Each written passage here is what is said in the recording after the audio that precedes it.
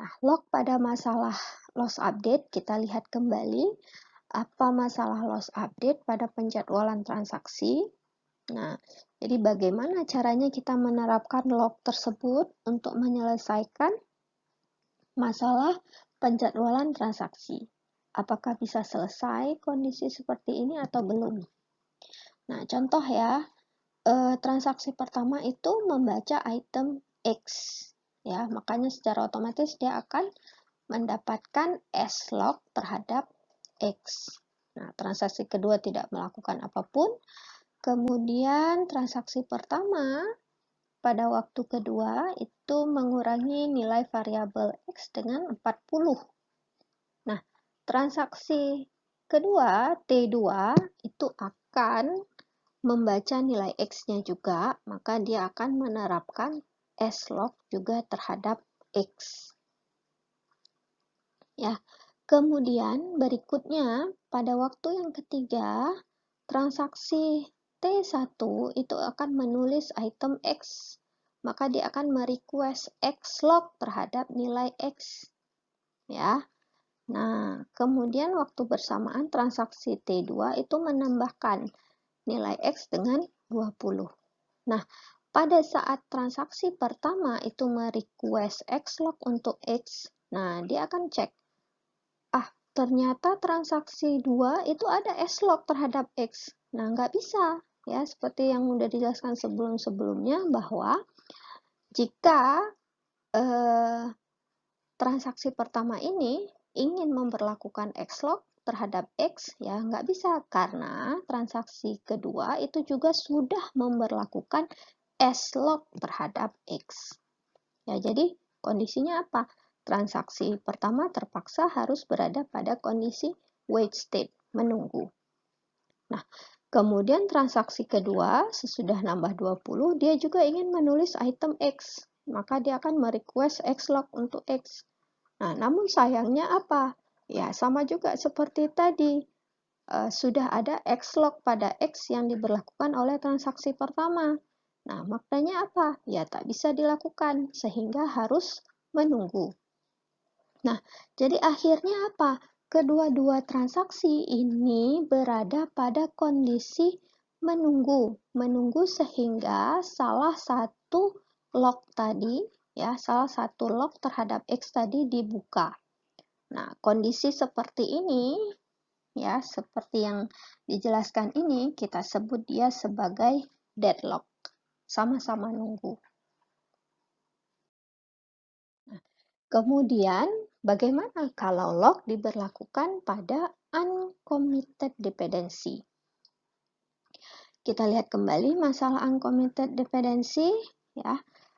Misal, transaksi T2 membaca item X, maka dia akan merequest S-log terhadap nilai X. Kemudian dikurang nilainya, dikurang 20, kemudian write item X. Ya, write item X. Jadi bermakna kalau write berarti transaksi 2 itu akan memberlakukan X-log terhadap X. Karena tadi transaksi pertama belum melakukan apapun, atau transaksi yang lainnya itu belum melakukan apapun terhadap X, maka transaksi kedua berhasil mendapatkan X-log terhadap X. Nah, kemudian transaksi yang pertama, ya anggaplah pada waktu keempat dia membaca item X, maka dia akan merequest S-log untuk X. Nah, namun sayangnya karena variabel X tadi masih diberlakukan X-log oleh transaksi kedua, makanya kan nggak bisa digunakan. Nah, sehingga transaksi pertama berada pada kondisi wait state, nunggu dulu. Nah, kemudian anggaplah pada waktu berikutnya, nah transaksi T2 ini pun sudah berhasil dan melakukan commit. Ya, sudah dia melakukan commit, maka semua logs yang tadi, semua logs yang digunakan yaitu X-log tadi, nah itu akan dilepas. Nah, barulah pada saat itu transaksi yang pertama ini bisa membaca item X dan mendapatkan S-log terhadap variabel X tersebut. Nah, jadi kalau pada kasus seperti ini, dengan rentang waktu penggunaan setiap transaksi seperti ini, maka proses log itu dapat menyelesaikan masalah. Nah, unlocking. Nah, jadi untuk mengatasi masalah deadlock, kita bisa saja membolehkan unlocking. Namun, unlocking kan berarti kita buka kunci. Ya, namun unlocking akan membuat serializability jadwal menjadi tidak pasti.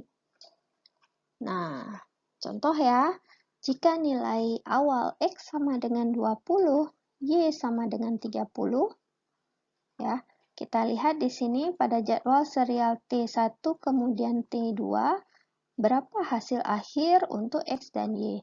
Kemudian kalau T2 dulu, kemudian T1, berapa hasil akhir untuk X dan Y. Ya. Nah, kita anggap pada kondisi pertama dulu, di mana T1 duluan. Maka T1 read log Y. Ya. Read item Y, berarti Y di sini yang dibaca adalah 30. Jadi di sini dibaca 30, kemudian di unlock, ya, dibuka, kemudian write log lagi terhadap nilai X, maka di sini nilai X-nya dibaca 20 dan bisa ditulis, kemudian X tambah Y, kemudian disimpan di X, berarti di sini sudah 50, ditulis write item X, berarti ada X log di sini diberlakukan, ditulis itu 50, kemudian di unlock. Nah, jadi di unlock semua item data yang tadi sudah dikunci. Nah, di sini X-nya sudah menjadi 50. Nah, T1 kemudian T2, baru berikutnya secara serial di sini T2 read log X. Berarti di sini yang dibaca adalah 50. Oke, read, unlock, kemudian di write Y. Ya, jadi diberlakukan log terhadap Y untuk ditulis, di mana Y sama dengan X tambah Y. Y tadi saat dibaca adalah 30. Maka ditambahkan X 50 tambah 30, 80. Kemudian ditulis pada variabel Y, 80. Dan di unlock. Maka hasil akhirnya kalau T1 duluan dilakukan, baru berikutnya T2, ya, nilai X-nya adalah 50 dan nilai Y adalah 80. Nah, pada penjadwalan serial yang kedua, T2 duluan yang akan dilakukan, baru kemudian T1. Apakah hasilnya sama? Kita coba simulasikan berikut ini. Nah, T2 maknanya read log X. X-nya kan awalnya 20, berarti di sini 20. Read item, unlock, kemudian write log Y. Maknanya kita terapkan X-log pada Y, nilai Y yang dibaca adalah 30. Kemudian X ditambah dengan Y. Ya, X tambah dengan Y. Maka di sini hasilnya adalah X-nya tadi 20 ditambah 30, hasilnya adalah 50. Write nilai Y tersebut. Maka di sini nilai Y-nya ini menjadi 50. Unlock. Baru kemudian dilanjutkan dengan T1, read log Y. Maka di sini yang dibaca adalah nilai yang terakhir, yaitu 50. Ya, buka kuncinya, kemudian write log X. Ya, jadi kita gunakan X log terhadap nilai X, yaitu nilai X-nya belum berubah tadi ya. Jadi nilai X-nya itu masih 20. Kemudian baca nilai X, kemudian ditambahkan nilai X dengan nilai Y, ya, nilai X ditambahkan dengan nilai Y, X-nya kan 20, ya, ditambahkan dengan Y yaitu 50, maka hasilnya di sini 70. Dituliskan nilai X, sehingga di sini nilai X-nya adalah 70. Jadi maknanya di sini jika T2 terlebih dahulu yang dilakukan, baru kemudian T1, maka nilai X-nya itu adalah 70 dan nilai Y adalah 50. Beda ya hasilnya. Oke, contoh kita lihat di sini ada jadwal interleave seperti pada tabel yang tertera. Andaikan nilai awal X-nya 20, Y-nya 30. Nah, sekarang pertanyaannya apakah betul hasil akhirnya ini menjadi X-nya 50 dan Y-nya ini 50. Oke, nah kita lihat pertama sekali T1 read log Y, berarti Y di log untuk dibaca item Y-nya, maka Y di sini yang terbaca adalah 30. Kemudian di unlock. Nah, berikutnya T2 read log X, berarti di log variabel X-nya untuk dibaca. Read item X-nya di sini dibaca adalah 20. Kemudian di unlock kembali. Nah, berikutnya write log Y, berarti kita log nilai Y ya. Kemudian dibaca nilai Y-nya. Di sini nilai Y masih 30. Kemudian nilai Y ditambah dengan X. Berarti sekarang nilai Y menjadi 50 ya. Kemudian write item Y, berarti ditulis 50 ya, diupdate nilai Y menjadi 50. Kemudian di unlock. Nah, berarti sudah dibuka log terhadap nilai Y.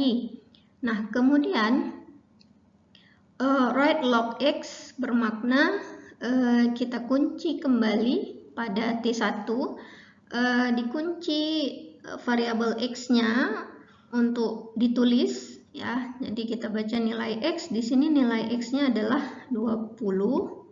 Kemudian X sama dengan X tambah Y, berarti 20 ditambah nilai Y yang terakhir tadi yang sudah diupdate adalah 50. Nah, berarti 20 tambah 50 ini adalah 70. Ya, 70. Kemudian write, ya di write maka yang ditulis pada nilai X sekarang adalah 70. Maka nilai X itu diupdate nilainya menjadi 70. Kemudian X-nya ini di unlock. Nah, sekarang apakah pertanyaannya tadi hasil akhirnya X-nya 50, Y-nya 50? Ya, ternyata salah ya. Jadi hasil akhir jika menggunakan jadwal interleave seperti ini, hasil akhirnya X-nya ini adalah 70 dan Y-nya adalah 50.